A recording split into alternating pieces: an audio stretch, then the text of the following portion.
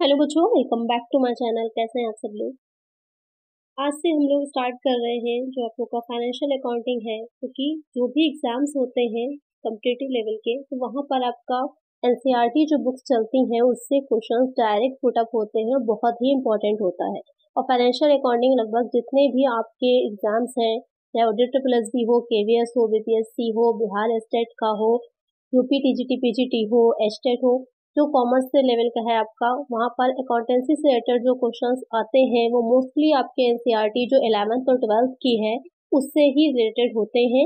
तो आपको बेस पढ़ना बहुत इंपॉर्टेंट है। अगर एक बार आप बेस अच्छे से तैयार कर लेंगे एनसीईआरटी का, तो बाकी आपके लिए बहुत ईजी हो जाएगा।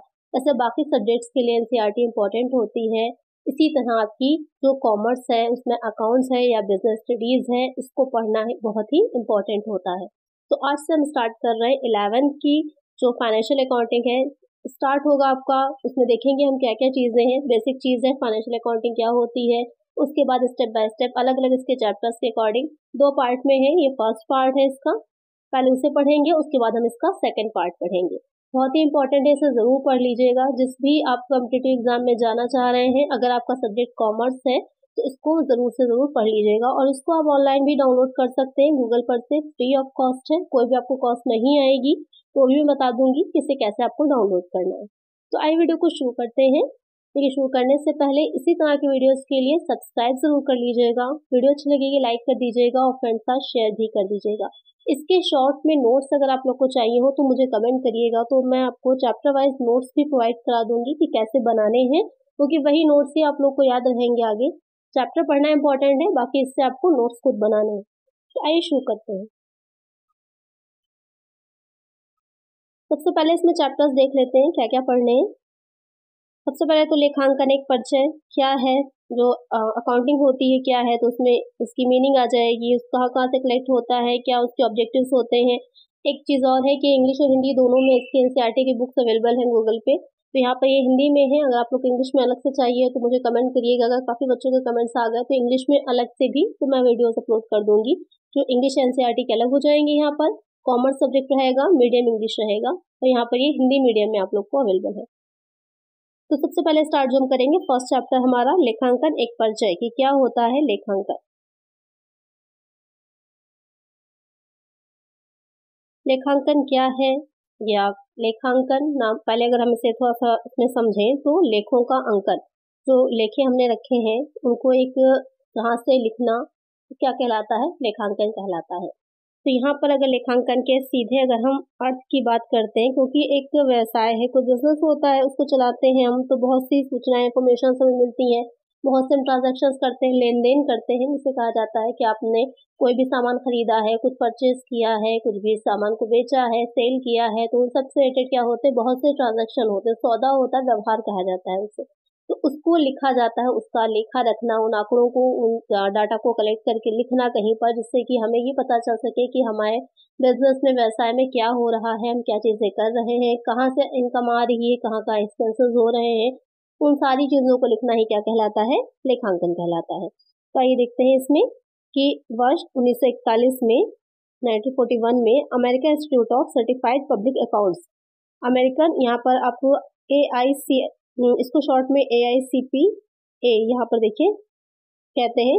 तो 1941 में उन्होंने एक परिभाषा दी थी, क्या डेफिनेशन दी थी कि लेखांकन का संबंध उन लेन देनों एवं घटनाओं जो पूर्ण रूप से या आंशिक रूप से वित्तीय प्रकृति के होते हैं। एक चीज बहुत इंपॉर्टेंट है, जब भी हम बात करेंगे अकाउंट्स की, तो वहाँ पर मेन चीज जो होती है, जितने भी चीजें ऐसी हैं जो फाइनेंशियल नेचर की हैं, वित्तीय प्रकृति की हैं, उनको ही शामिल किया जाता है, नॉन फाइनेंशियल चीजों को इसमें शामिल नहीं किया जाएगा।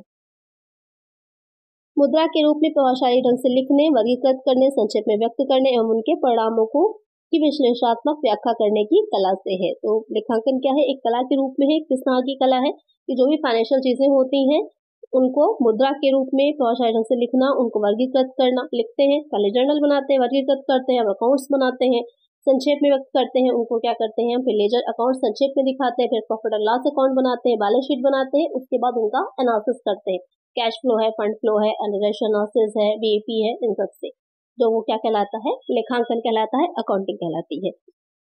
उसी में आगे उन्होंने समझाया है कि वर्ष 1966 में अमेरिकन अकाउंटिंग एसोसिएशन ने लेखांकन को अलग तरह से परिभाषित किया था कि लेखांकन आर्थिक सूचनाओं को पहचानने, मापने और संप्रेषित करने की एक ऐसी प्रक्रिया है जिसके आधार पर सूचनाओं के उपयोगकर्ता तर्कयुक्त निर्णय लेने में सक्षम होते हैं।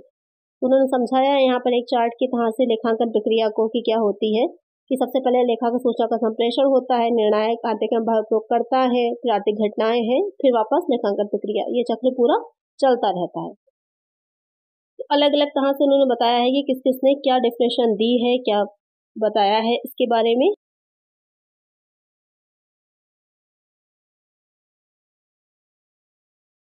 यहाँ पर इन्होंने थोड़ा सा लेखांकन का इतिहास एवं विकास के बारे में बताया है, तो आप चाहें तो इसे एक बार पढ़ सकते हैं कि क्या है लेखांकन, या कब से इसकी शुरुआत हुई, या प्रीवियस में पहले के लोगों के टाइम में, एंशिएंट टाइम में क्या कहा जाता था कि लेखांकन के बीच पहली बार शायद ईसा के 4000 वर्ष पूर्व बेबीलोनिया एवं इजिप्ट में वो दिए गए थे, जहां मजदूरी एवं करों के भुगतान संबंधी लेन देनों का लेखा मिट्टी की एक पट्टी पर किया जाता था।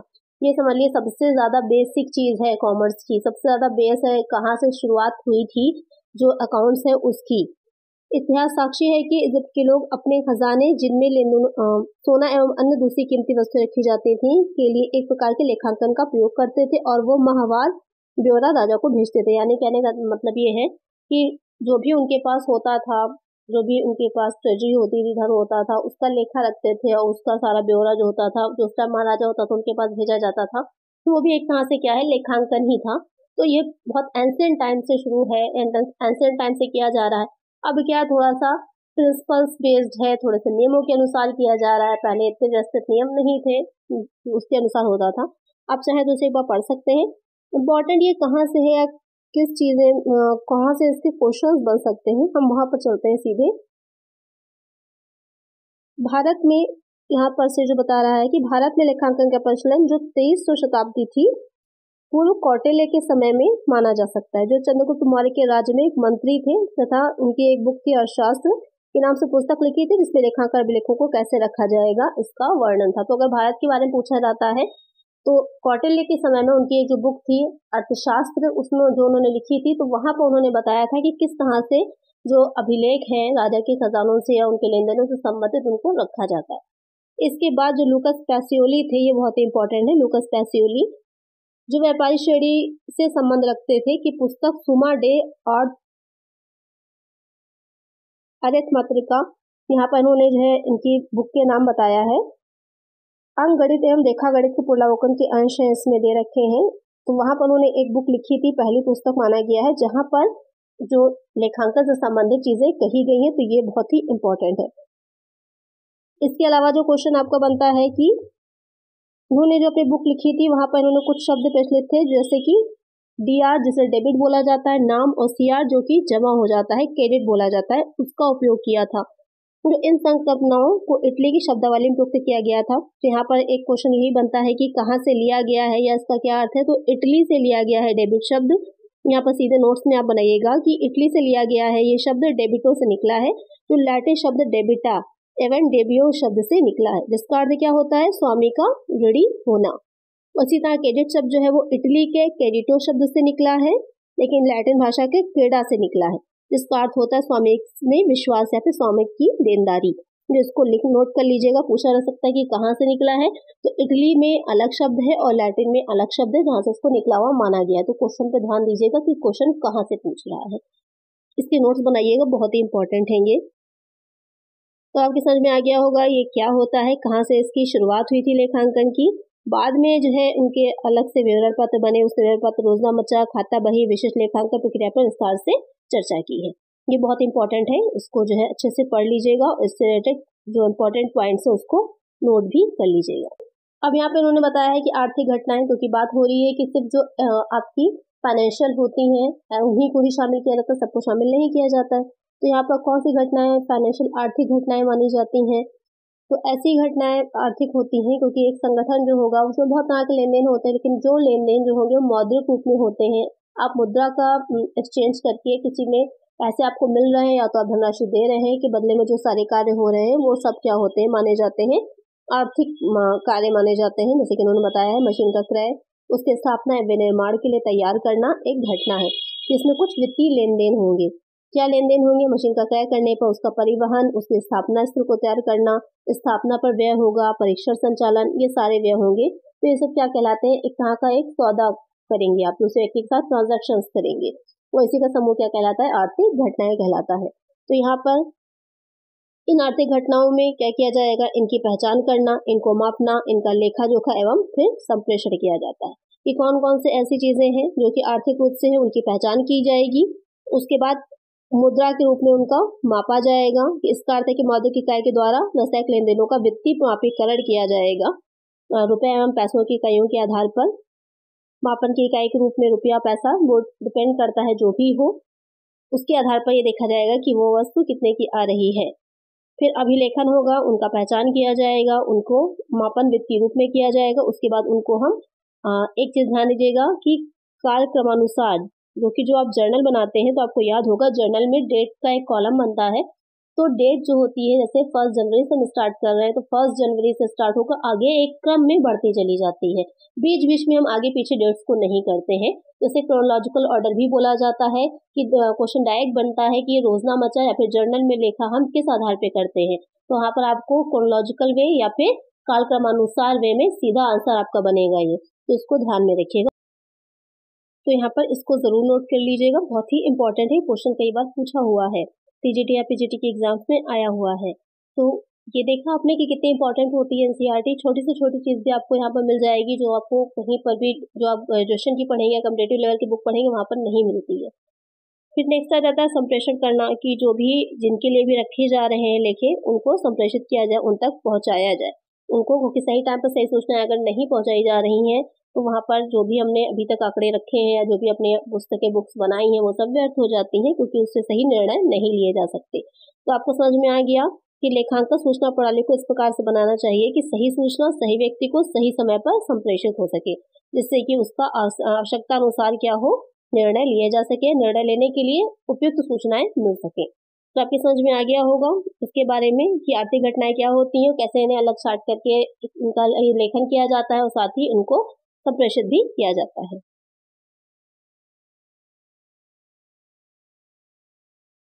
अब ये क्वेश्चन आ जाता है कि लेखांकन एक सूचना स्रोत के रूप में कैसे है, कि जैसे कि पहले ही बता चुके हैं आपको या अभी तक समझाया है मैंने कि लेखांकन में क्या है कि सिर्फ इंफॉर्मेशन को कलेक्ट करके उनको वर्गीकृत क्लासिफाई करके अपना पूरी वो लेखे तैयार कर लेना ही इम्पोर्टेंट नहीं होता है, उनको सही जगह सही व्यक्तियों के हाथों तक पहुंचाना भी इम्पोर्टेंट हो सकता है, जो कि उससे रिलेटेड निर्णय आगे ले सकते हैं या लेना उनके लिए इम्पोर्टेंट है। तो इसलिए क्या होता है कि लेखांकन एक सूचना के स्रोत के रूप में परस्पर एक दूसरे से जुड़ी क्रियाओं की एक सुनिश्चित प्रक्रिया होती है, जो लेन देनों की पहचान से आरंभ होती तथा वित्तीय विवरणों के निर्माण पर समाप्त हो जाती है। लेखांकन प्रक्रिया के प्रत्येक चरण में सूचना उत्पन्न होती है। सूचना का विकास अपने आप में साध्य नहीं है, ये सूचना के विभिन्न उपयोगकर्ताओं में सूचना के प्रसार का एक माध्यम होता है। क्या है इंपॉर्टेंट, आइए देखें। तो ये क्या है, सूचना का प्रसार करना लेखांकन का एक अनिवार्य कार्य माना जाएगा। ठीक है, इसमें क्या चीजों की आवश्यकता होती है? आर्थिक निर्णय लेने के लिए सूचना इंपॉर्टेंट होती है। वित्तीय विवरणों को सूचना के प्रमुख स्रोत मानकर उन पर निर्भर करने वाले उपयोगकर्ताओं की सेवा करना, संभावित रोकड़ प्रवाह की राशि, समय एवं अनिश्चितता के पूर्वानुमान लगाने एवं मूल्यांकन के लिए उपयोगी सूचना उपलब्ध कराना, लक्ष्यों की प्राप्ति हेतु संसाधनों के प्रभावी उपयोग के लिए प्रबंधकों की योग्यता की जांच के लिए सूचना प्रदान करना। ऐसे विषय जिनकी व्याख्या, मूल्यांकन, पूर्वानुमान या आकलन किया जाता है, उनको निहित संकल्पनाओं को स्पष्ट करने के लिए तथ्यात्मक एवं व्याख्यात्मक सूचना प्रदान करना एवं समाज को प्रभावित करने वाले कार्यों से संबंधित सूचना प्रदान करना। तो आपने देखा कि लेखांकन जो होता है सूचना के स्रोत के रूप में कितना इंपॉर्टेंट है और कौन कौन से कार्य लेखांकन इस तरह से करता है। फिर आ जाती है लेखांकन की गुणात्मक विशेषताएं, कि क्या होती हैं उसकी जो गुणात्मक विशेषताएं हैं, वो गुणात्मक विशेषताएं उस लेखांकन सूचना का परिणाम है जो उसकी बोधगम्यता और उपयोगिता को बढ़ाती हैं।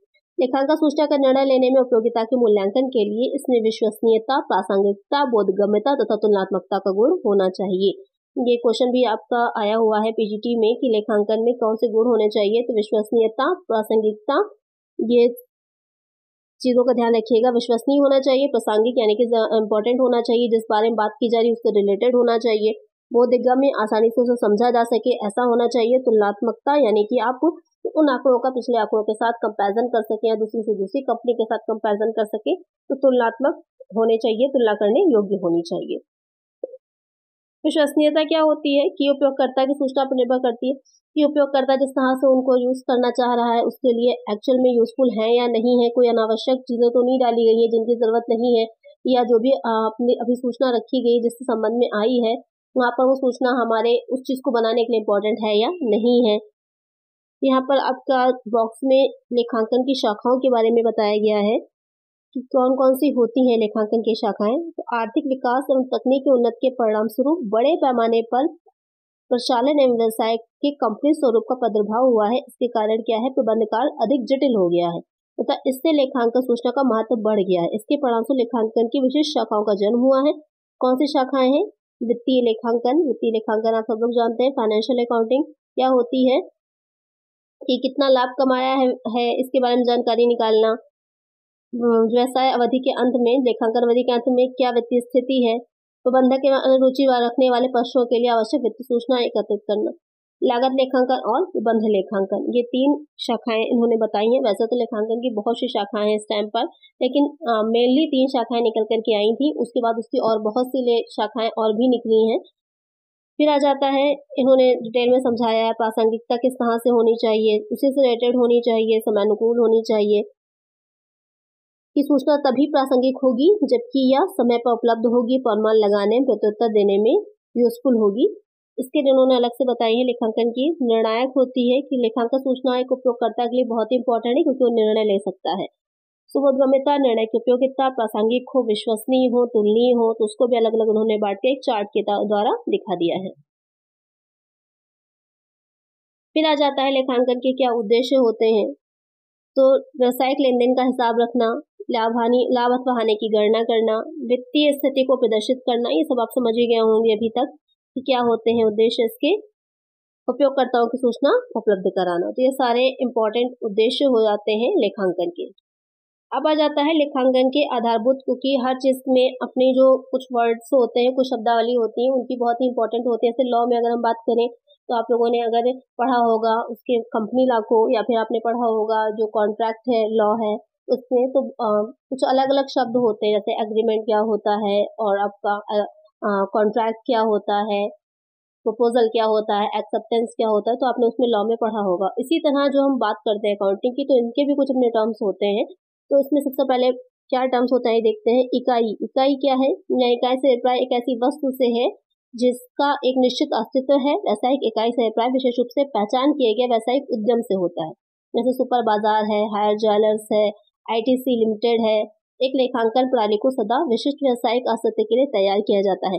तो क्या मतलब कहने का है कि जिस कंपनी है कोई, या कोई ऑर्गेनाइजेशन है जिसका कि हम लेखांकन का काम कर रहे हैं, तो उस ऑर्गेनाइजेशन को, उस कंपनी को, उस संस्था को हम एक इकाई कहेंगे, लेखांकन इकाई। फिर आ जाता है लेन देन। लेन देन क्या होते हैं कि 2 या 2 से अधिक इकाइयों के बीच कोई घटना जिसका कुछ मूल्य होता है को लेन देन कहा जाता है। ये माल का क्रय, धन की प्राप्ति, लेनदार को भुगतान, व्यय आदि हो सकते हैं, या नगद अथवा उधार सौदा हो सकता है। यहाँ पर कहने का मतलब ये है कि ट्रांजैक्शन जिसे इंग्लिश में बोला जाता है, लेन देन, सौदा, व्यवहार, क्योंकि ये आपका जो भी आप चीजें हैं खरीद रहे हैं या बेच रहे हैं, वहां पर उधार भी हो सकती है, नगद भी हो सकती है, दोनों तरीके से हो सकते हैं। लेकिन अगर वस्तु के बदले वस्तु दे रहे हैं आप, तो वो लेन देन नहीं माना जाता है। जब आप वस्तु मौद्रिक रूप में दे रहे हैं कि आप मुद्रा दे रहे हैं, मुद्रा को ले रहे हैं, तो उसे हम लेन देन मानते हैं। परिसंपत्तियां, तो परिसंपत्तियों की अगर हम बात करें, एसेट्स जिसे कहा जाता है, तो जब बिजनेस की बात आती है तो आपकी 2 तरह की एसेट्स हो जाती हैं। कुछ फिक्स्ड होती है, कुछ करेंट एसेट होती है। फिक्स्ड ऐसी होती है जो बार बार जिसे आप नहीं परचेस करते या बार बार नहीं खरीदते, जैसे मशीनरी है, बिल्डिंग है, एक बार आपने ले लियो, काफी टाइम तक लगातार चलती रहती है। और करेंट एसेट्स वो हो जाती हैं जो कि बिजनेस में बार बार आती जाती रहती हैं, जैसे कि रॉ मटेरियल है, आप लगातार बिजनेस चलाते रहेंगे, प्रोडक्शन होता रहेगा, रॉ मटेरियल क्या होगा, आता जाता रहता है। तो यहाँ पर इन्होंने डिटेल में इसको समझाया है कि कौन कौन सी चीजें हैं। ये देख लेते हैं एक बार इसको। यहाँ पर एसेट्स को भी 2 पार्ट में बांटा जाता है। एक हो जाते हैं आपकी फिक्स्ड एसेट, दूसरी हो जाती है करेंट एसेट। इसके इंग्लिश में भी मैं यहाँ पर लगा दूंगी जिससे कि आप लोग के लिए आसान हो जाएगा। इसको देख लीजिएगा कि कौन सी आपकी फिक्स्ड एसेट में आ रही, कौन सी करेंट एसेट में आ रही। तो क्वेश्चन यहाँ से एज इट इज बनता है कि आपसे अगर पूछ लेगा कि व्यापारी पत्र होते हैं वो क्या हैं, तो वो क्या हो जाएंगे, आपके करंट एसेट हो जाएंगे। इसी तरह से डायरेक्ट क्वेश्चन यहाँ से बनता है, तो इसका इंग्लिश में भी मैं लगा दूंगी जिससे आप लोग को आसानी से समझ में आ जाए, क्योंकि कई बार चीज़ें इंग्लिश में ज़्यादा अच्छे समझ में आ जाती हैं हिंदी की बजाय। इसी तरह आपके दायित्व हो जाते हैं, देयताएं होती हैं। एक संपत्तियां जो कि किसी भी संस्था के लिए, ऑर्गेनाइजेशन के लिए उसकी एसेट की तरह होती हैं। जो देयताएं होती हैं या फिर दायित्व जिसे कहा जाता है कि जो कुछ आपको देना होता है, जैसे कि बैलेंस शीट आपने देखी होगी तो दो साइड होते हैं, एक एसेट का होता है और एक लायबिलिटी का होता है। लायबिलिटीज क्या होती हैं कि यह वे देनदारियां, ऋण है जिनका भुगतान व्यवसायिक इकाई ने भविष्य में किसी समय करना होता है। ये भी दो तरह की हो जाती हैं, एक आपकी हो जाती है करंट लायबिलिटीज, एक होती है लॉन्ग टर्म लायबिलिटीज। जैसे कि आप यहाँ पर फिगर देख रहे हैं लॉन्ग टर्म का और करंट लायबिलिटीज का, तो यहाँ पर भी आपको समझाया हुआ है कि लॉन्ग टर्म में कौन कौन सी आ रही हैं और शॉर्ट टर्म में कौन सी आ रही हैं, इसको भी आप लोग देख लीजिएगा।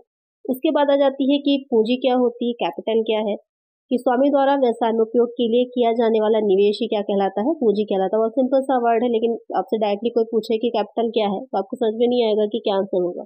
तो जो भी स्वामी द्वारा व्यवसाय में जो कुछ भी लगाया जा रहा है वो क्या कहलाती है, पूंजी कहलाती है। व्यवसायिक इकाई के लिए इसे स्वामी रोकड़ अथवा परिसंपत्ति के रूप में लाता है, कैश में भी आ सकती है और एसेट्स भी हो सकती हैं, दोनों की तरह से होती है। पूंजी व्यवसाय की परिसंपत्तियों पर स्वामी का दायित्व एवं दावा है, इसलिए इसे तुलन पत्र के देयता की ओर पूंजी के रूप में दर्शाया जाता है। कहाँ पर दिखाते हैं, जो हम बैलेंस शीट बनाते हैं उसके लायबिलिटी साइड में दिखाते हैं। क्यों, क्योंकि जो भी वो संपत्तियां लाया है तो वो क्या है, एक तरह से स्वामी का दायित्व है एवं दावा है, इसलिए उसे हम लायबिलिटी साइड में दिखाते हैं। फिर विक्रय क्या होता है, जो भी वस्तुओं सेवाओं को बेच रहे होते हैं, सेल कर रहे होते हैं, जिससे कि हमको इनकम होगी। नगद भी हो सकता है, उधार भी हो सकता है। आगम क्या है, रेवेन्यू जिसे कहा जाता है, वो धनराशि जो वस्तुओं को हम जब सेल कर रहे होते हैं उससे हमें मिलती है, वो आगम कहलाती है। या सेवाएं भी हो सकती हैं, वस्तुएं भी हो सकती हैं। व्यय क्या होते हैं, एक्सपेंसेस। एक्सपेंसेस जो भी आपको व्यवसायी होगा तो जो भी कार्य कर रहा है तो उन सब में एक्सपेंसेस बहुत तरह के डायरेक्ट हो जाते हैं, इनडायरेक्ट होते हैं, आते हैं। किन किन चीज़ों पर आते हैं, मूल्यह्रास है, डिप्रिसिएशन जिसे कहते हैं, किराया रेंट है, मजदूरी वेजेस है, सैलरी है, ब्याज इंटरेस्ट है, वाटर है, बिजली इलेक्ट्रिसिटी है, टेलीफोन दूरभाष, बहुत सी तरह के एक्सपेंसेस हो जाते हैं। फिर आ जाता है खर्च।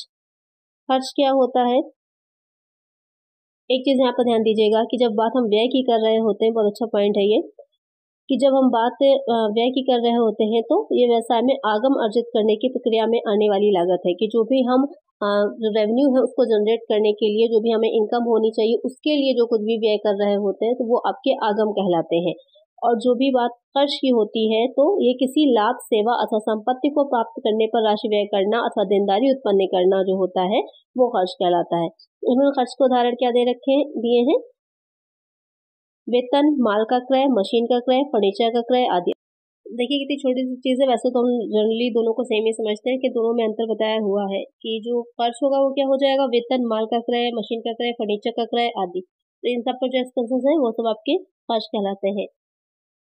यहाँ पर एक चीज़ और बताई है कि यदि व्यय का लाभ एक वर्ष के भीतर प्राप्त हो जाता है तो इसे व्यय कहेंगे, आगम व्यय जिसे रेवेन्यू एक्सपेंडिचर कहते हैं। दूसरी ओर यदि खर्च का लाभ एक वर्ष से अधिक मिलता है तो उसे संपत्ति माना जाएगा, जिसे पूंजीगत व्यय कहते हैं।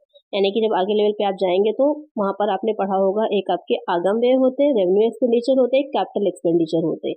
तो अगर एक वर्ष तक इसका लाभ मिला जा रहा है तो वो क्या हो जाते हैं, वो आपके रेवेन्यू एक्सपेंडिचर माने जाते हैं। और एक वर्ष से ज्यादा का समय लगता है तो उसे हम पूंजीगत व्यय कहते हैं, यानी कि पक्के क्या हो जाएंगे, कैपिटल एक्सपेंडिचर। कितनी छोटी सी चीज़ है लेकिन ये हमें कहीं और समझ में नहीं आएगी, नहीं पढ़ने को मिलती है। नॉर्मली हम एक्सपेंसेस समझते हैं लेकिन दोनों के बीच का डिफरेंस नहीं समझ पाते।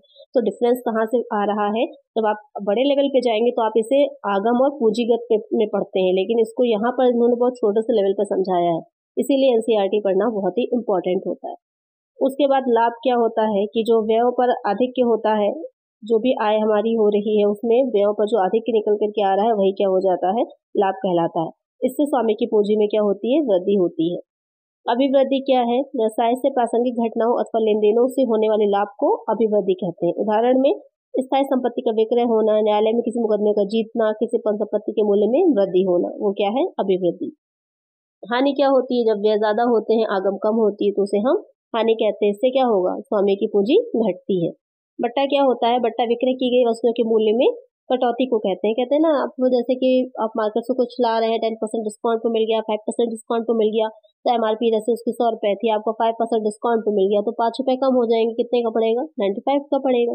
तो वही क्या होती है कि वस्तुओं के मूल्य में जो कमी होती है उसको क्या कहते हैं, हम बट्टा कहते हैं। अब ये दो तरह का होता है, आपने आगे पढ़ा होगा फाइनेंशियल अकाउंटिंग में। एक हो जाता है आपका ट्रेड डिस्काउंट, व्यापारिक बट्टा, और दूसरा हो जाता है कैश डिस्काउंट, नगद छूट जिसे कहा जाता है। तो अलग अलग तरह से दिया जाता है।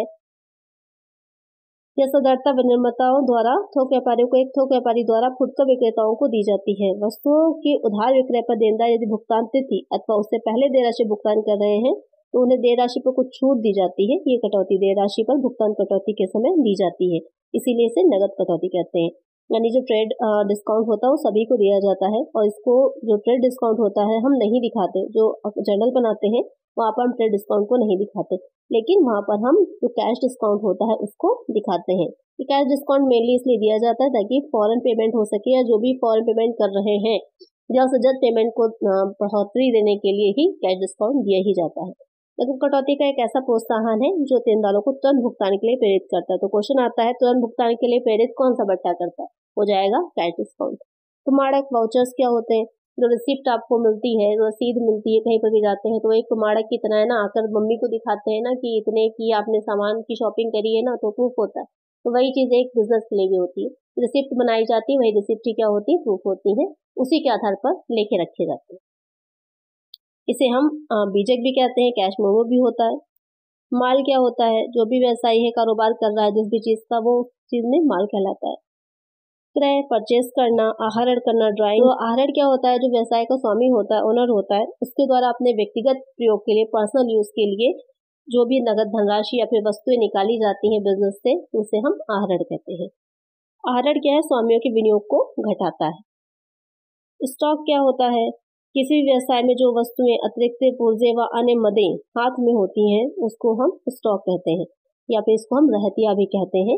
इससे हस्तगत रहतिया भी कहते हैं। व्यापारिक इकाई में स्टॉक से अभिप्राय उस माल से है जो लेखांकन वर्ष के अंतिम दिन बिना बिका रह गया, यानी कि बेचा नहीं गया है, लेखांकन वर्ष के लास्ट तक आपके पास है, तो क्या हो जाता है, रहतिया कहलाता है। और जब हम अगले वर्ष का बनाते हैं तो उसको हम ओपनिंग स्टॉक की तरह दिखाते हैं। इसे उसमें अंतिम स्टॉक कहेंगे उस लेखांकन वर्ष में, और अगले लेखांकन वर्ष में उसके में ये ओपनिंग स्टॉक की तरह बन जाता है। फिर डेटर्स क्या होते हैं, देनदारी प्राप्य खाते, वे व्यक्ति या इकाइयां हैं जिनसे व्यावसायिक संस्था को उससे वस्तुएं या सेवाएं उधार प्राप्त करने के बदले कुछ धनराशि लेनी है। यानी कि जब आप नगद बिक्री ना करके आप क्रेडिट पर सेल कर रहे होते हैं तो वहां पर क्या होता है, आपके डेटर्स बन जाते हैं। तो डेटर्स को हम किधर दिखाते हैं, करंट एसेट है, हम इसे एसेट साइड में दिखाते हैं, यानी कि आपको इनसे कुछ राशि प्राप्त करनी है।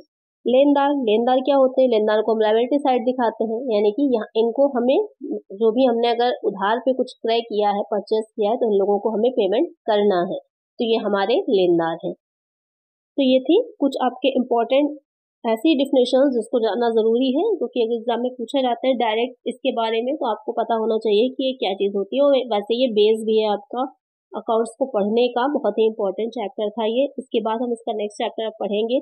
तो अगर वीडियो अच्छी लगी है, आपके लिए हेल्पफुल रही है, ये आपके लिए डेफिनेटली हेल्पफुल रहेगी। अगर आप किसी भी कॉम्पिटिटिव एग्जाम में पार्टिसिपेट कर रहे हैं, किसी भी कॉम्पिटिटिव एग्जाम में अगर आप फॉर्म फिल किया है, उसकी प्रिपरेशन कर रहे हैं, तो ये आपके लिए बहुत इंपॉर्टेंट है अगर आप कॉमर्स के स्टूडेंट हैं। तो आज की वीडियो में इतना ही। अगर वीडियो अच्छी लगी है तो लाइक जरूर कर दीजिएगा, और ज्यादा से ज्यादा फ्रेंड्स के साथ वीडियो को शेयर किया करिए आप लोग। और इसी तरह की वीडियोस के लिए चैनल को सब्सक्राइब कर लीजिएगा। किसी तरह का कोई क्वेश्चन हो तो मुझे कमेंट कर दीजिएगा। मिलते हैं नेक्स्ट वीडियो में। Thank you.